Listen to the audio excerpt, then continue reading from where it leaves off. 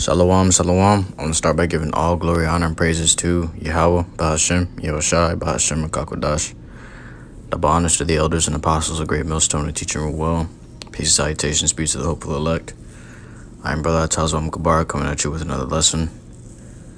Through the spirit and power of Yahweh, Bahashem, Yahushai.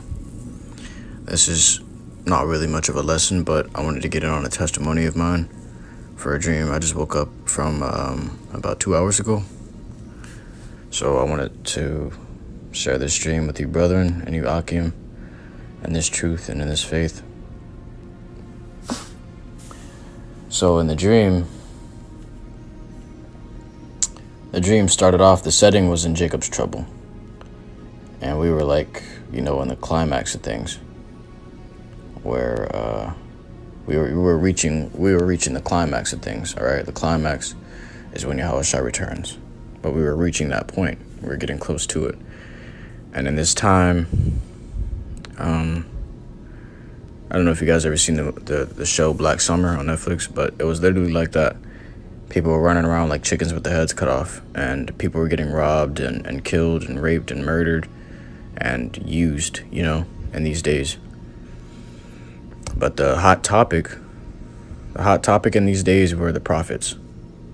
In this dream, in those days, the hot topic was the prophets. People sought the prophets for because they had bounties on their heads. So people sought the prophets to put them to death and gain the bounty, okay? Because these men had, millions of dollars or credits, or whatever they're going by in those days. They had millions of it, placed upon their heads. And so you had people literally traveling from other countries. There were people traveling from other countries just to come to America and hunt down the prophets as if it was a sporting game. So, in that day, the prophets were, they're a rarity.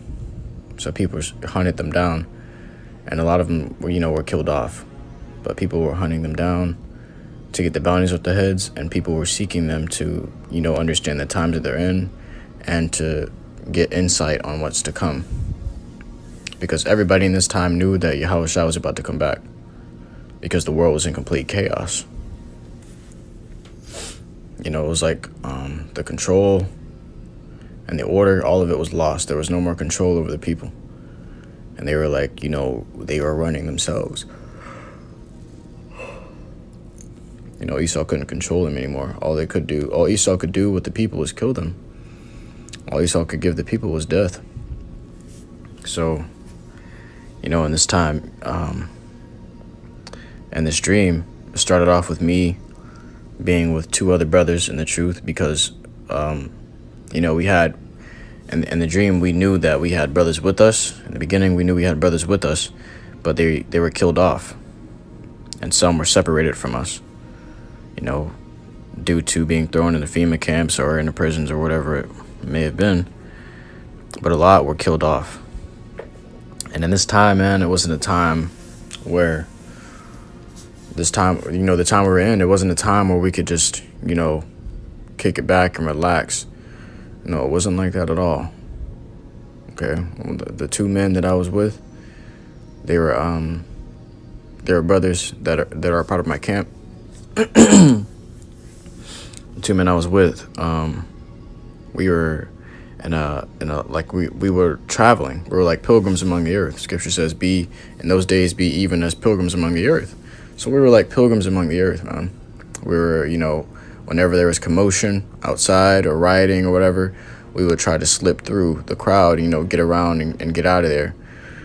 But we'd have to, we'd have on hoodies and stuff like that. We were having things covering our heads, so our identities wouldn't be revealed, because these people basically memorized our faces because we were wanted. There was posters of us, they had our pictures up and stuff, and people knew what we looked like. So everybody wanted in on that money. Everybody wanted, to be wealthy or rich again. They wanted to feel some kind of comfort from money, from mammon. So they were literally hunting the prophets down. So in this day, in that day, we were in a house And what we do is we travel to a house, and we lodge there for one night because we couldn't stay. We couldn't stay any longer, or we get, they'd find us and kill us. We lodge there for one night, and we wake up early in the morning and leave. We get back to traveling. So, and this time we woke up, and the two brothers that were with me, we woke up, and we felt something was off. So we were like, the brother that was over me, he was like, we're surrounded. And I'm like, no, it can't be. You got to be kidding me, We couldn't, that day, man, there was no smiles, there was no giggles, there was no laughter, there was none of that. Scripture says there will be a crying for wine in the streets, and that's what it was. That's literally what it was. All right, as I said before, scriptures, you read them the wrong way, they could be under exaggerated, but these scriptures, they hit deep. The way it's said in the scriptures, it means it 10 times more, So you may think, oh, there's going to be a crying for wine in the streets. People are going to be sad, but, it's not going to be that bad. But when the scripture says there's going to be crying for wine in the streets, literally, it's, if it's written down in the book, it's got to be something huge, okay? It means it 10 times more than what it was, what it seems like. So there was no laughter in that day, no happiness. We were going through it. We were stressing. Our spirits felt sorely afflicted. We were always afflicted. So the brother told me, he said, hey, we're surrounded. I'm going to just say brother number 1 and then brother number 3. I was brother number 2. So brother number 1 told me, he was like, hey, we're surrounded. I was like, no, you got to be kidding me. We got up. We barely even spoke to each other in these days, man, because we felt like we were constantly being listened in on. Somebody was constantly listening on us, or we felt like we'd be found if we spoke too much. So, we got up and we walked outside of the front of the house, and there were soldiers everywhere, all throughout the streets, had their guns locked in on the house. As soon as we walked out, we were just like, our jaws just dropped. We're like, no, automatically, panic started to course through our veins. We turned around, we ran back to the house and closed the door, and they started shooting the house down. And we were running. We ran to the back door. We got out the backyard and we hopped the gate, the backyard. We started running down the street to the backyard. And the soldiers were quick, man. They came through they flooded the house, came to the back quickly, and they were already on the streets. You seen soldiers kneeling down in the streets. And we're running down the street, which felt like forever, which felt like the longest street, man. We're running down that street, and it was me and the two brothers with me, and one of the brothers was behind us, and he was grunting, like he was grunting really badly, like he was running out of breath.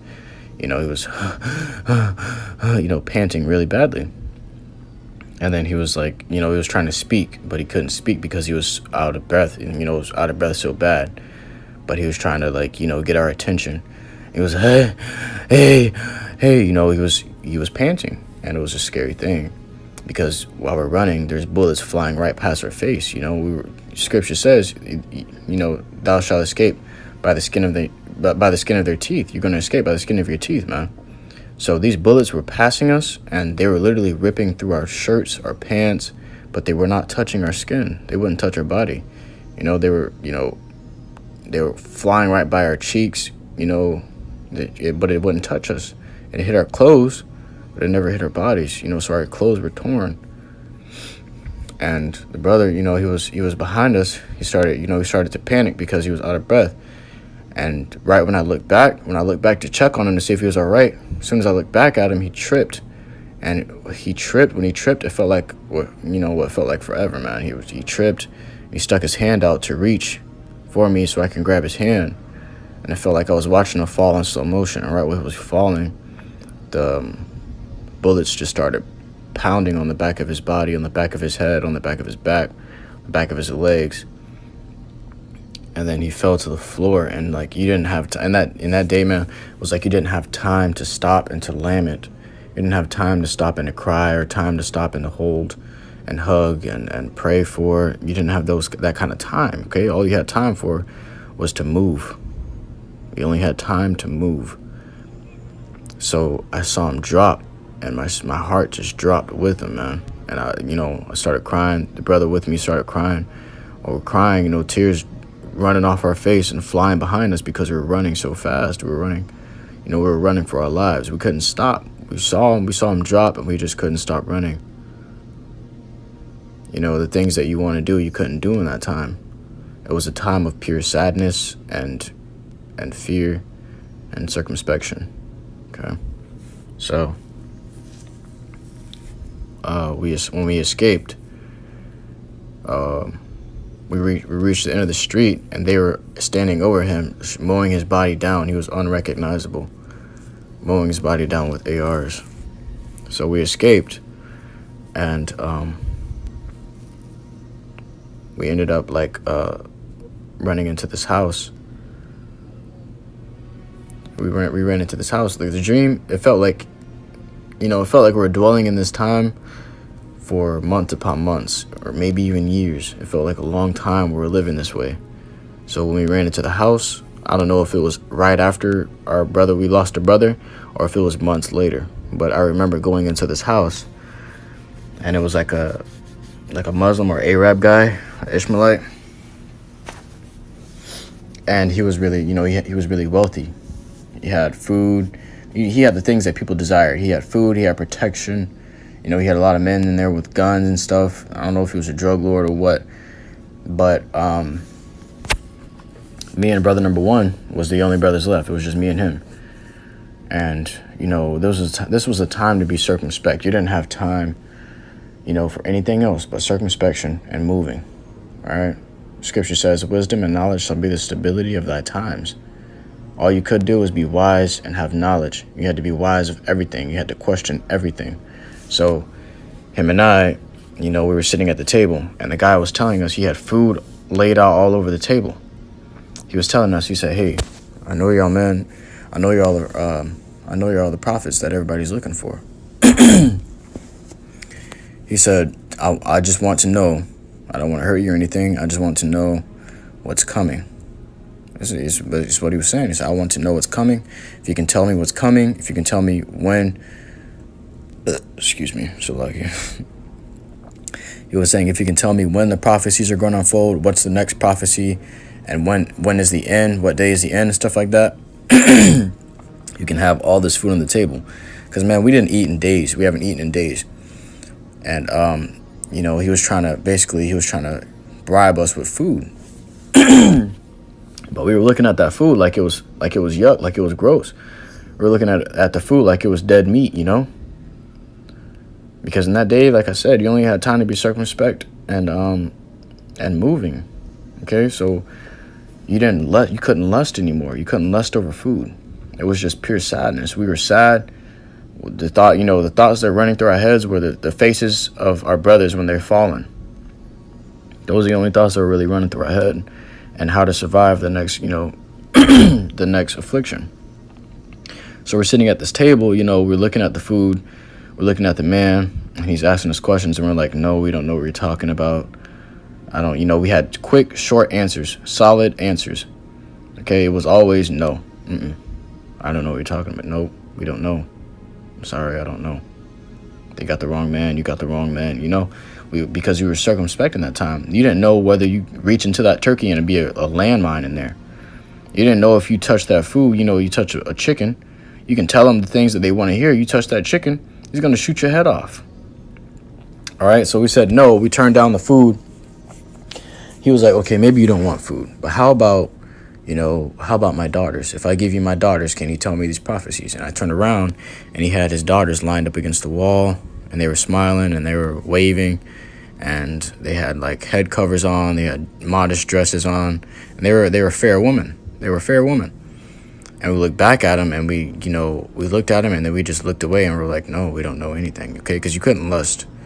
We just couldn't lust in that time. We were too sad. We were too afflicted. There was too much trouble in the flesh for you to say, it was too much trouble of the spirit for you to sit here and give time to the flesh. You couldn't look at the woman and say, wow, she's beautiful. You look at the woman and say, she's trouble.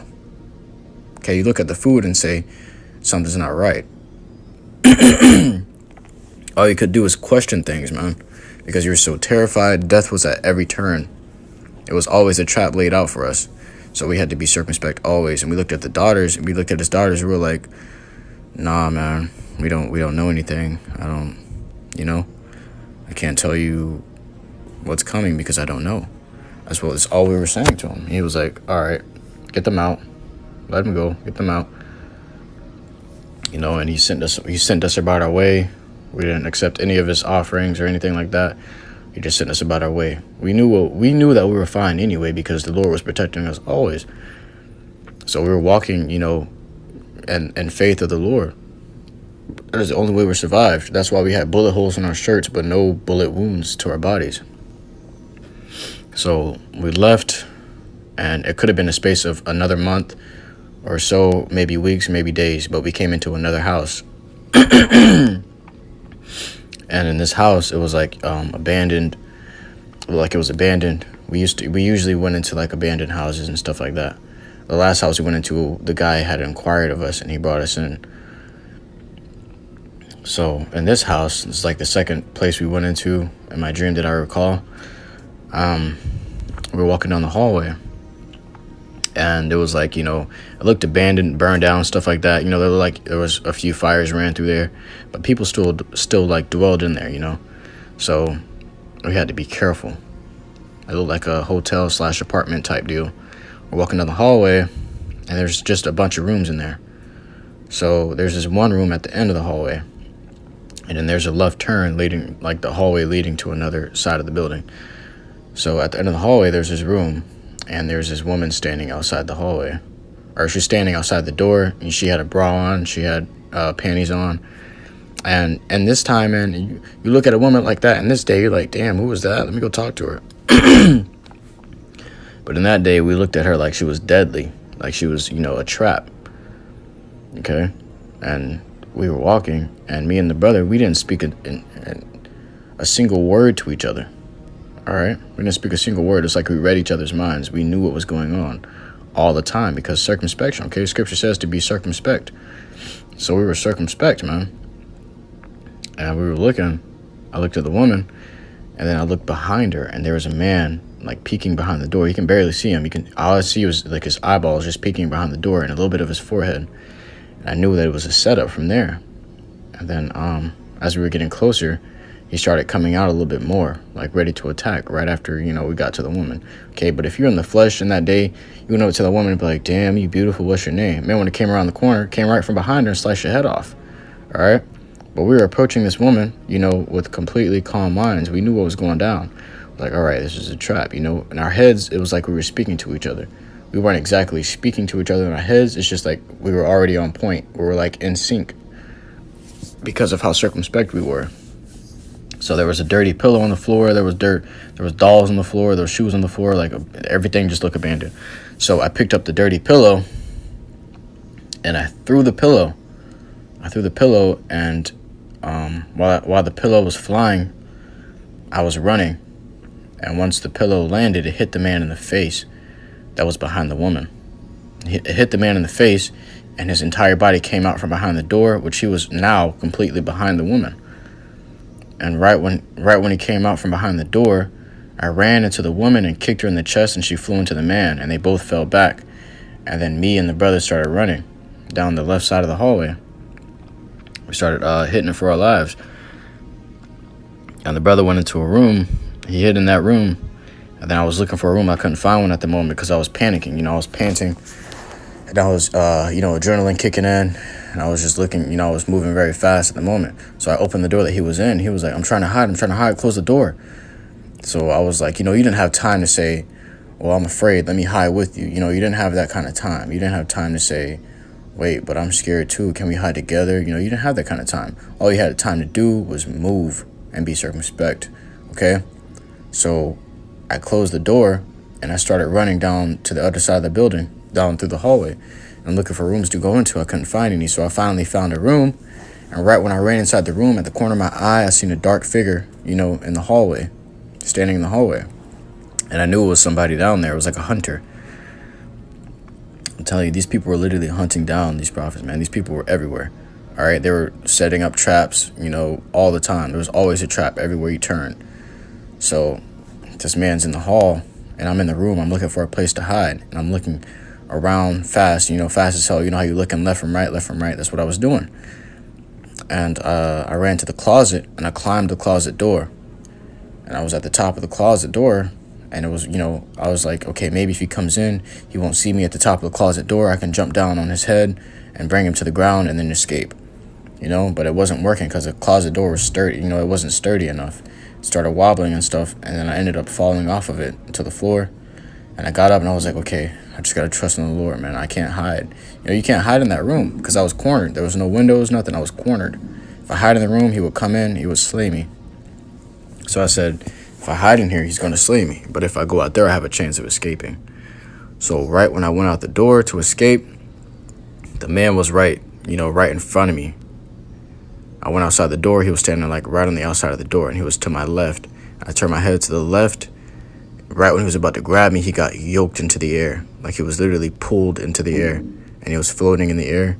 And I was looking at him, and he was like struggling to breathe. And he was like, please, I'm your brother. I'm trying to help you. I want to help you, But when I was looking at him, it was like something was gripping his neck, but you couldn't see it. It was invisible, but he had a grip on his neck. There was a grip on his neck, like something was standing there. It was like a great big man that was invisible standing there choking this man out because his feet weren't even on the floor anymore. He was literally floating in the air, getting choked out by something I couldn't see or he couldn't see. And what this would seem like was I was choking him out with telekinesis, but I really didn't lift a finger. Neither did I think about it. It just happened. I just looked at him, and he was yoked into the air. He was being choked out, and his feet were kicking in the air. And he was like, please, put me down. I want to help, And all I could do was look at him because I was in awe, I was like, whoa, like just looking, I'm like, whoa. My mouth was open, and then, splat. Okay, his neck was squeezed to its death. And just went like it was crushed. His neck got crushed, and then he fell to the floor. And then I looked down to the floor. I seen him on the floor. I looked down, and my feet were above the floor. I was floating in the air. And I was like, whoa, I'm flying, I wasn't even, I couldn't even be surprised. I was just like, wow, I'm flying. Cool. Because in that time, there was so much sadness, so much death and pain all around you. Such a serious time, man. It was just, a very terrifying time. That's the time of Jacob's trouble, No time shall ever be like it. No time was ever like it. It was the worst time in the earth, okay? So I'm looking down at my feet, and I'm floating above the air, at least 2 feet above the floor. And I went to go help my brother that was hiding. To go help my other brother, I found him. When I found him, he met me in the hallway, in the middle of the hallway, and he was flying too. We were both hovering above the floor. And we seen each other hovering above the floor. You would think, hey, we got spiritual power, yeah, we don't, we made it. It was, you would think it would be like that, but it wasn't like that at all right? There was no happiness. We seen each other, and we were just like, all right, where are we going next? And, we were just like, okay, let's just keep moving. We got to keep moving. We can't stop now. We got to keep moving, or we're going to get caught, It wasn't a time to sit and rejoice. It wasn't a time, you didn't have that kind of time. All you had time to do was move, okay? And spiritual power in that day, it wasn't like you get spiritual power and you could keep it. It only came to you when it was time for you to survive. Okay, so when you were at that last breath, you're at that last moment, right before you're about to get taken, spiritual power will swoop in and save you.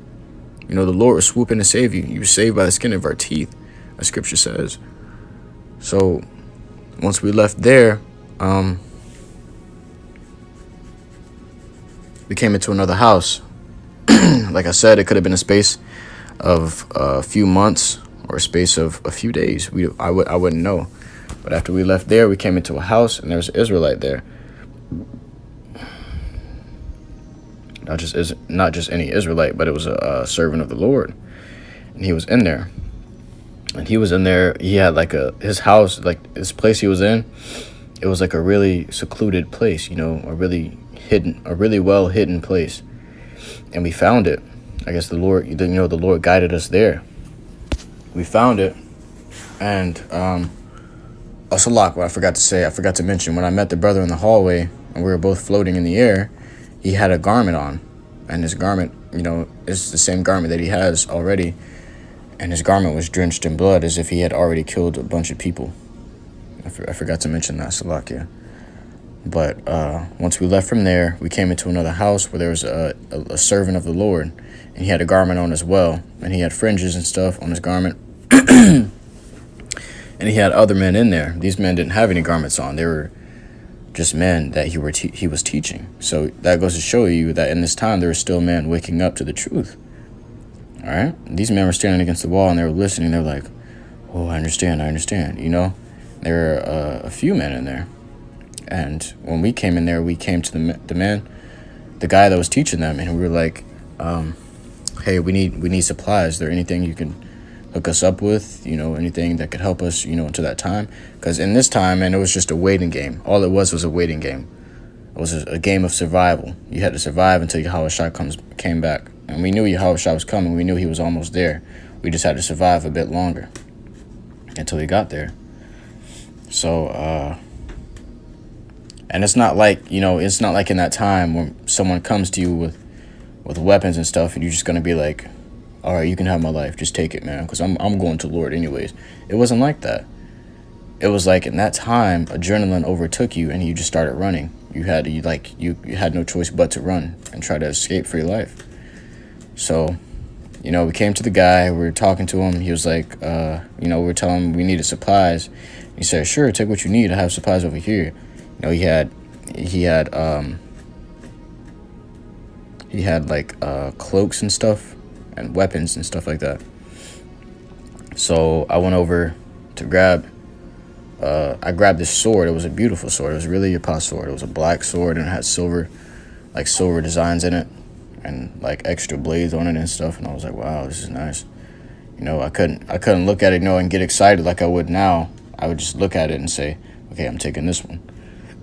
There was no smiles. There was always a straight face. It was always a straight and serious face. I said, okay, I will take this one. And then I put the sword down and I was grabbing this cloak. It was like a blanket. They weren't actual cloaks. They were just blankets. And I had wrapped myself into the blanket. While I was wrapping myself up in the blanket, the servant of the Lord that we ran into, he was talking to one of my brothers. He was like, hey, man. He was talking to brother number one. He was like, hey, you guys should just kick it here with us, man. Help me teach these men, stuff like that. Just, dwell here with us. It feels more comfortable to have more brothers around, da-da-da-da-da.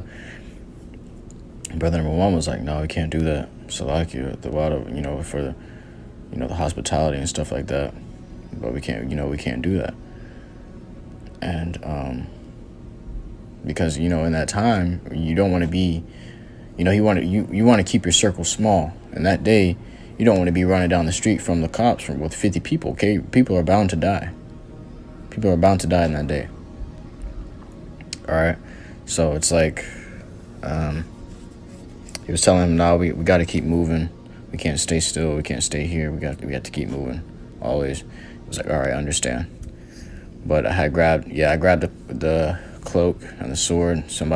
One of the new brothers ended up picking up my sword. I was like, hey, give me that back. I was like, oh, I'm sorry. Here you go. They had deep respect for us. People had deep respect for us, like we were celebrities or really famous men. Okay, because people sought us for prophecies, for guidance and to hear the times that we're in and the times that we're coming into. But at the same time, people sought us to kill us. People sought us to betray us. We had people that were with us that betrayed us. When they got caught, they gave up our location. They gave up our spot. That's why we had to keep moving, because people would see us and they would say, oh, they're over here. Oh, they're over there, So we had to keep moving always. But that was basically the end of that dream. It was a serious time. The point of the dream, it was a serious time to come into. There was no happiness therein.